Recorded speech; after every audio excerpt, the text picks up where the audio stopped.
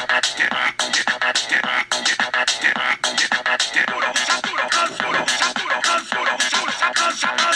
everybody and welcome to the wild card weekend of the 2018-2019 NFL season. I'm your host Cody P, known as the TBCC. And would you look at that, he's back in the Cardinals jersey again. Hey, I only own 2 jerseys and I felt, words are hard. I don't plan my recording days. I know I should have a specific day. But, you know, I can't plan these things out ahead because, well, family. This is the living room, kitchen and living room. My bedroom, yeah, it's nice, but you can't really film in there. It's kind of difficult. And secondly, well, that still goes on to family, but nonetheless, people are always over. My sisters apparently are a lot more popular than I've ever been in my entire life, so someone's always here, someone's hanging out, someone's doing something, and whatever. And family drama, family things. Like, yesterday, I had a family emergency. No, it's a big deal. Everyone's okay. But yesterday, there was an emergency, so I had to help take care of that, make sure everything went well. So, hey, you win some, you lose some. Let's get into the games, shall we? Well, again, I say it again, but let's recover. Last week, finished off the regular season with a straight up of 12-4, ending my regular season with a 158, 96, and 2, with the 2 ties. Interesting. And who would have thought that, we had 2 ties, not one of those teams made the playoffs. And even better, for the Patriots, all 5 teams they lost to, not one made the playoffs. And even more interesting enough, Pittsburgh, who at one point had a 3.5 game lead over the Ravens, with 6 games to go. 3.5 game lead, 6 to go. They couldn't do it. They couldn't do it. Damn shame. But then by spread picks, we don't want to talk about this. 7-1 to end off the season, ending my first year doing spread picks at 110, 135, and the 11 pushes. That's fair.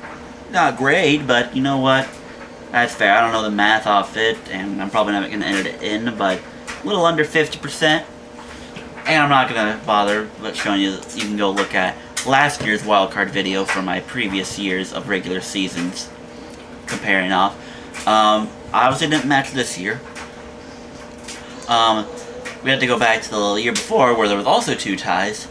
4 games better than that. So my decrease was a little, but not as bad as previous years.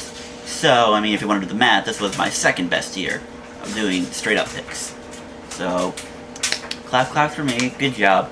Let's get into these games. Time is money and I got neither, and there's this cat here. I mean, do we want to make this the official cat? It's not mine, it's one of my sister's friends, but we're house sitting it essentially since I guess she got kicked out of her apartment or whatever. But yeah, so we're house sitting for it now. Let's get into the game, shall we? We're going to do all 4 of them because there's only 4 games to go over. Let's go. First one we're going to look at.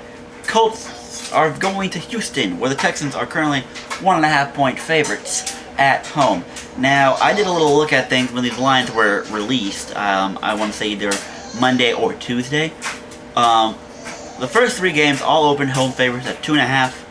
And the Bears game, that opened at 6 points total. Meaning, out of all the games, the Bears one is supposed to be the most quote-unquote obvious one, and this cat's an idiot. He's gonna get himself hurt. Nonetheless, now the line for Houston has dropped, but we all know the 3 rule. If you're favored by 3 at home, or Vegas gives you 3 at home already to open a series. So, given that, if you're favored by 3, that means on a neutral field it'd be a good game. Anything spread between that's less than, but still in your favor, means that potentially, if you were on their turf, it'd probably be a 2 possession game by the end of whatever, give or take. Or if we're on a neutral field, they take the team you're going up against. Out of that, but yeah, now we got Indy, who's won 9 of the last 10 games. And you take away that Jags game where the Jags kind of give everyone a little shoulders or ribs for no reason, because they were supposed to be relevant, but now they aren't. So, darn, looks like they're drafting QB, because no one has faith in Blake Bortles now, as we all should have. We should have. But at the end of the day, it's a simple, two good defenses, more or less. One's more name brand than the other, and two quarterbacks who we all want to root for, because how can you root against these people? Unless you're an Alabama fan, then you want to hate Deshaun Watson for whatever reason. I don't know. Maybe he's one of the next years between you and me. But anywho, at the end of the day, just going straight forward, I like Indy more. I think they're the hotter team, and I think it's gonna come down to another one possession or two game. And it's a little tricky here what we can do, but like at the end of the day, I'm going with experience. Andrew Luck, who, yes, was rusty, but has shown playoff experience. Houston, this is their first trip with Deshaun Watson on the playoffs, and to be real, it might be an interesting game. And this is also the third dimension of their series. Both the away teams have won, so chances are the away team will probably win again. I don't know. Houston's youth and up and downness has me worried a little bit. So, and I like Andrew Luck's experience, and I think this will be a close game regardless. But something about Andrew Luck, I trust him more. So, with this one, essentially a pick 'em at a 1.5 spread line, I'm going to take the Colts to win this game. Get a spread of 1.5, you take that anyway. So take the Colts plus 1.5. And, as anyone knows from last year's playoffs, I also do the totals as well. Total in this game, right when I bookmarked it, is at 48. My live things are from Thursday afternoon on OddsSharks, as usual. The line there has it at 48. I like these defenses. They have pretty good defenses. And last time this game was in Houston, I think it was, 24-21. So that's a 45 point. I think it's going to be somewhere around that, and I think it stays under. So take the under 48. Sometimes it be what it be. Second game we're going to look at has Seattle heading to Dallas, where the Cowboys right now are 2-point favorites at home. Dallas is one of those teams that's like, wow, the things that went your way. How then? Like I said, the NFL playoffs, it's interesting enough, give or take in the records, it's never always the best team. Never always the best team to start the season. Because things happen. Redskins, they look like they were going to take the division. They were, 6-3 at one point? Probably going to lose that second game anyway, so we're going to say 6-4. But Alex Smith gets hurt. You telling me if Alex Smith stays healthy, he doesn't win 3 more games, 4 more games? One of them being against Dallas, maybe one against Philadelphia, and a bunch of other average teams. He probably beats Tennessee too, or maybe Mariota gets that psychological edge over him. I don't know. Who knows? But that game, they get unlucky. Philadelphia, their secondary gets hurt, but then again, they sneak into the playoffs anyway. So it's interesting how things work out. But anyway, Dallas is here. They get to host the original game. They played 95% of their starters in the Week 17 game that made 0 sense to anyone, thus ruining a lot of people's spread picks. I mean, I guess if you really had the Giants to cover, or if you had Dallas to cover the 7-point spread, good job for you. I thought New York was going to run away with it because I thought everyone was getting benched. Thus, I'm wrong. Whatever. And with that, total of this game is also at 43. Just saying now.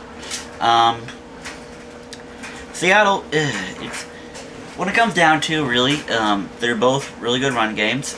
Dallas has the lead rusher, while Seattle has the best rushing trio, or quadrant, if you may, considering how much Russell Wilson might run it. I don't think Russell Wilson will run it as... Like, Russell Wilson throughout his career, I've noticed has run significantly less. Like, he'll take a run or two, but for the most part, I think I don't know the statistics, and correct me if I'm wrong, but he probably rushes only, like, maybe 5 times a game on average. 3, 4, 5 times as compared to his earlier career when he would rush several times, like up to 10, 15 times a game. But this time he runs significantly less. But granted that Dallas defense, you're going up against one of the more mobile quarterbacks of the game, one of the more slippery quarterbacks, if you will. And again, it comes back to Dak. He's an up and down QB. I still think he's a starter, and I still think he deserves maybe not a long-term contract coming up near the end of his rookie deal, but a decent enough contract. Because he's a good quarterback, and no doubt in my mind, one day maybe he'll get them, maybe not Dallas, but a team far, and maybe not Super Bowl bound, but I could see a championship or even an appearance in the game. I don't know, you tell me. Anywho, but this game I don't see it this year. Seattle I trust way too much, and Dallas I have lack of, so with the 2-point spread, I think you can get away with it. So you're going to take Seattle straight up, and plus the 2. Total of the game is 43. I like under. These are two really good defenses, and Seattle's not much known to score a whole lot, and Dallas I'm a little shaky on, so under the 43. Third game we're going to look at has the Ravens hosting the Los Angeles Chargers, where the Ravens are currently 3-point favorites at home, meaning neutral sighting, even game, maybe tie, maybe goes to OT. This is the rematch of Week 16 when the Ravens put on an impressive win over the Chargers. Granted, that was in Los Angeles, and granted, that was a very crappy field, so teams were slipping and losing control, and Tucker missed 2 field goals. Granted, both of were 50-plus yards, one of them was 65. So, hey, you missed some, you can't win them all. But the Chargers, they have this Destiny-esque feel to them, you know, like, you just feel like Phillip Rivers is trying his whole career, that he's gonna make a chance, gonna make a march, gonna go through the playoffs, make a miracle play or two, get to the Super Bowl, get blown out by New Orleans. I mean, what? But yeah, at the end of the day, this does not help me at all. I think they just got a bad hand. And yes, I understand that Lamar Jackson's a rookie, and a very impressive rookie, I'll add. But this game, it's going to be a lot closer. Considering, remember, it may have ended 22-10, but Rivers and the Chargers were driving, and then they fumbled a ball that got returned for a touchdown, and that pretty much sealed that game with, what, 2 or 3 minutes left to go. Anywho, point being, Chargers are a little bit of a shaky team. They're balanced, but how do you defend a very run-dominant team? It's difficult. I mean, legit, right now, the only way I see the Ravens losing this game is, well, either A, they fall behind 2 or 3 possessions, and sometime in the second half, and then it's just game over from there, or B, well, the rookie side of Lamar shows up. He stuttered in like the first 2 games, but given those were crappy teams, they were able to overcome them. This Chargers team is going to be more, so if he keeps a consistent play, this should be an easy game for Baltimore. And it's at home, and you get the 3. It's not that big a deal. You have one of the most accurate kickers in the league, and one of the best run games, and a really great defense. I think the Ravens win this game quite easily, to be honest. 3-point spread, I think you can get away with. If this were up like the 4, 5, 6, or 7, I think you take the plus. But since I'm getting it at 3 right now, take the Ravens minus 3. Total of this game is set at 42. It's going to be better than 22-10. Phillip Rivers is going to get, that offense will get at least 2 tutties. I have no doubt. But give or take, this will be a, the defenses will show up, but not as much as it did last time. And it will be in Baltimore, more than likely going to be a, I don't know what the weather conditions are, but it'll probably be a lot better than that Chargers game. So I'm going to take over the 42. Final game we're going to look at has the Bears hosting the Philadelphia Eagles, where the Bears are 6-point favorites at home. Well, this is one of those games where the spread says it's going to be the least interesting, but in my eyes, this is going to be one of the more interesting games of the playoffs, probably between now, I mean, I guess we'll see when we get our divisional round matchups, but this is going to be an interesting one. You've got a dominant defense, well, pretty much led dominant defense, and then you got a team that somehow, some way, just rallies behind their backup quarterback better than most. And you think that, you know, hey, simple backup, whatever, get away with it. It'd be an easy game, but something about Nick Foles, man, I tell you. Especially on that Rams game, when he beat the Rams and then led that game-winning drive against Houston, something just tells you that this man will win games regardless of how or what or when or why. He's going to win them. But remember the Super Bowl run last year. They had home field. Like I said, because I think they're struggling, difficult, And it's already 3 a.m. now. I started recording like 5 or 6 o'clock. But then, yeah, family happens, life happens. Full house and everything. So let's get it quickly over with. Well, maybe we're gonna move on.